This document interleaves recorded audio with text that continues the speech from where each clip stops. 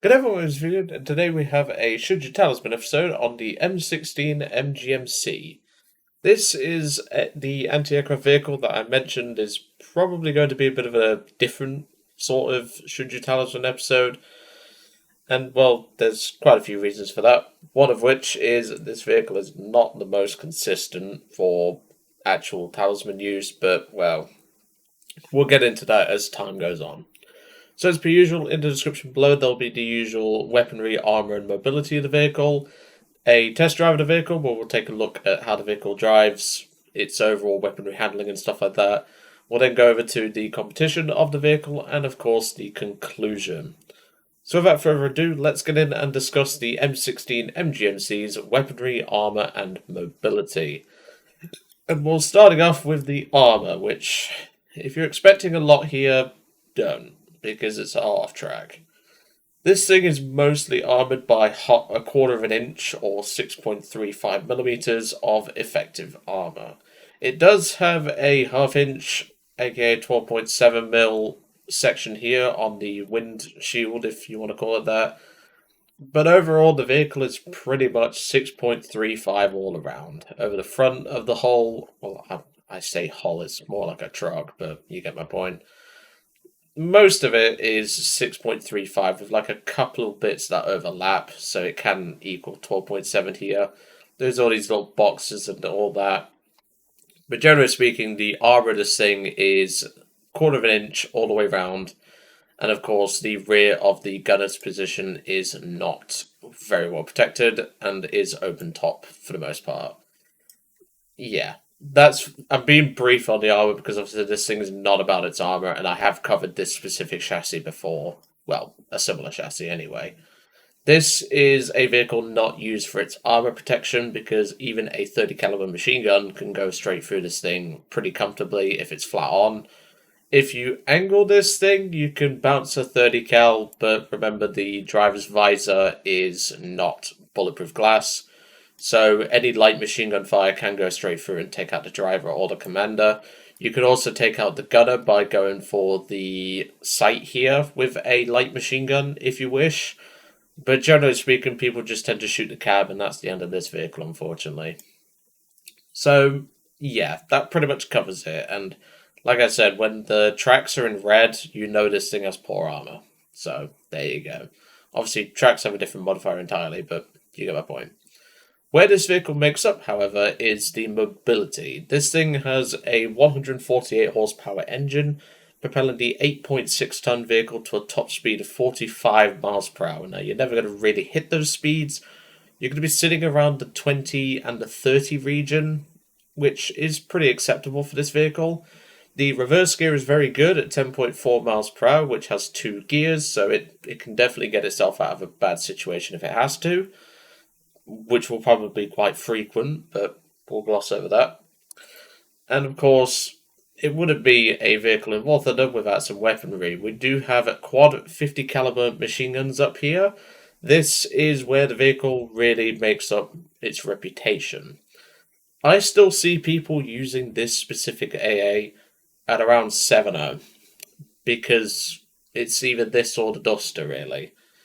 And yeah, I even see people taking this over the M19, which, to be honest, given how easy the 12.7s are to aim, is perfectly understandable, and it's definitely a lot easier to aim than the Duster and the what's the M19 called? I can't remember, but anyway. This is where the vehicle makes up its reputation, but of course, 50 cals are not the best for taking out tanks. They can obviously deal with light targets quite well, but as you can see here with the belts, it only has 31mm of penetration, and you have to be up close and personal with the old-fashioned fisticuffs in order to get that, and bullets are not exactly the best against tanks anyway.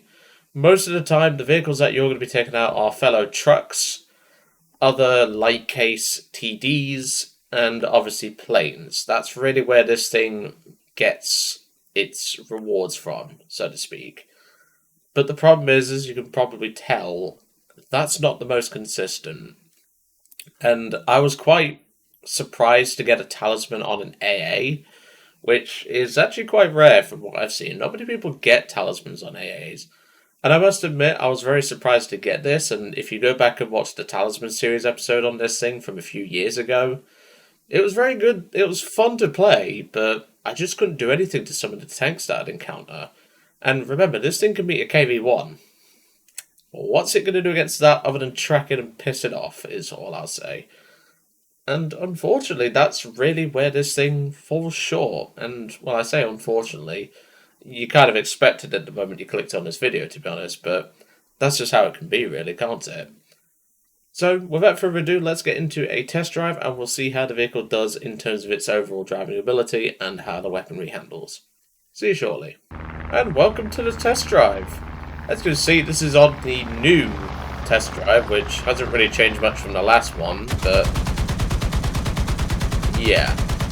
As you can see, the 50 cals are pretty good at targeting aircraft. Obviously, because I'm firing the AP round, it's not going to do as much to a plane. If you want to do pure plane work, there's the APIT belt, but that does trade some penetration. But like I said, the turret traverse is really solid. Like, this is a full 360, and it does not take long at all. And having 10 degrees of gun depression means you can shoot over most of the side of the cab. You can't really shoot through the top of the cab too well, but it allows you to shoot forward for the most part. And like I said, against light vehicles, this thing will bully, but like I said, the acceleration is pretty good, because obviously the engine is quite strong, but of course the overall fact that it's still a half-track does limit things like potential off-road potential.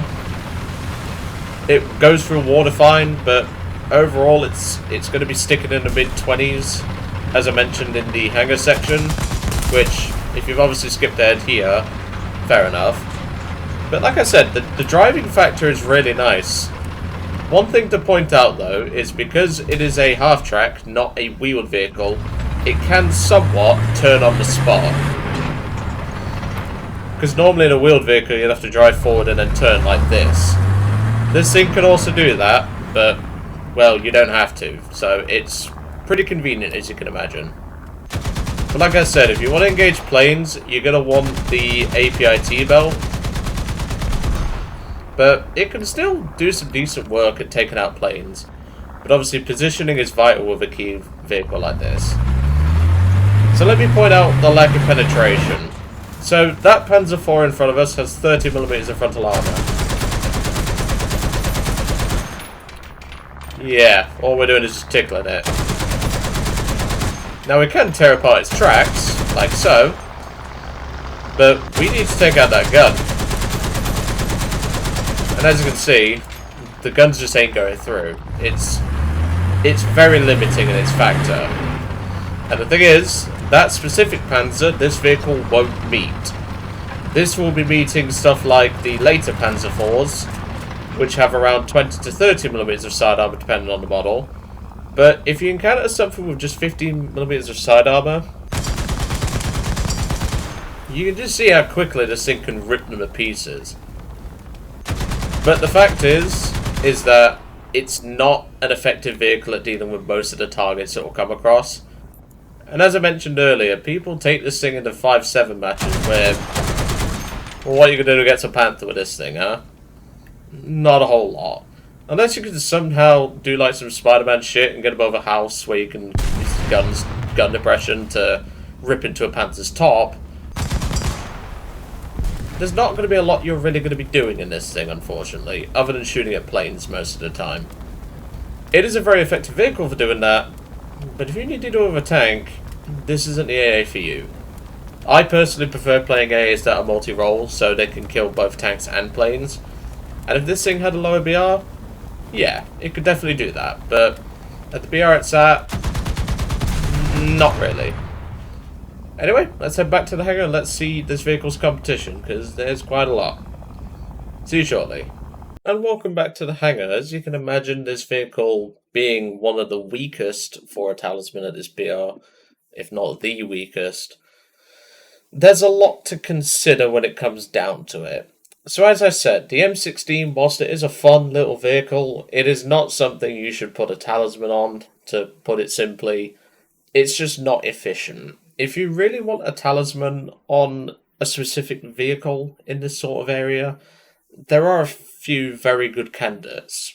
So the first one is the M5A1 and the M24. These are both solid tanks, very good vehicles all round, and there's nothing really to say. I've covered plenty of videos on these little fellas. They're very good and very fun. In terms of the Shermans, because there is 4 Shermans to pick from, there's the 105, which I won't give to a new player, but that's besides the point. I just think it's a bit... It's not the best for a new player. Like, yeah, it packs a punch, but it's the reload and the turret traverse that set it apart. Personally, if I was to pick a Sherman to give to a new player, I'd give them the standard M4. This is a tank that I wish I had a talisman on, because I love this tank. I don't play it as much as the M4A2, because the M4A2 actually has a smoke grenade launcher, which can definitely get it out of a tight spot, and it also has APCR. But I prefer the standard M4, as I call this thing, because it's overall a really solid tank. It's got the better turret armor as well, which protects the electronic turret traverse. And whilst the hull armor isn't as good on the front as the M4A2, the fact is that I just personally prefer this vehicle because of that turret armor. I have bounced so many stupid shots with this thing's turret armor. It's unbelievable. And like I said, it's not far to get after the M4A1, which is a solid tank, but I won't put a talisman on it. I'd rather put my talisman on the M4 or the M4A2. And of course, the only tank destroyer in this BR is, in this sort of rank area, is the M10, which is a solid vehicle, but as I said with the M4A3, it is something where you kind of have to consider it. Of course, the M10's gun is a lot easier to use, but it still has that turret traverse, which is even slower than the M4A3. And of course, being a vehicle like this, it doesn't have the best hull armor. In the lower parts, it can sometimes eat a shot with the transmission, but it's the upper part where the hull is, above the transmission part of the hull. It's only 38mm, and it will easily be penned by pretty much anything, apart from like very crap SPAA. And the sad part is the M16 can actually meet French M10s and Chinese M10s, and the only way you're killing those is if you get around the side. And well, these things may be slow at traversing their hull, but that's why they have a 50 cal, is all I'll say. And finally, we come to the conclusion. As I mentioned in the competition bit, this is not a vehicle you should be talismaning. This is something where I just got unlucky when it came to the talisman being handed to me by Gaijin.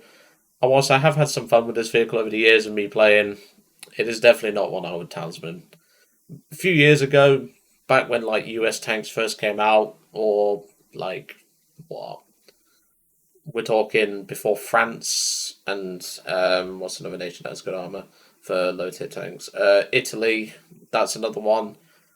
If those two didn't exist, yeah, I would probably put a talisman on this thing, like back a few years ago. But the simple fact is, I've never bought a talisman, never will.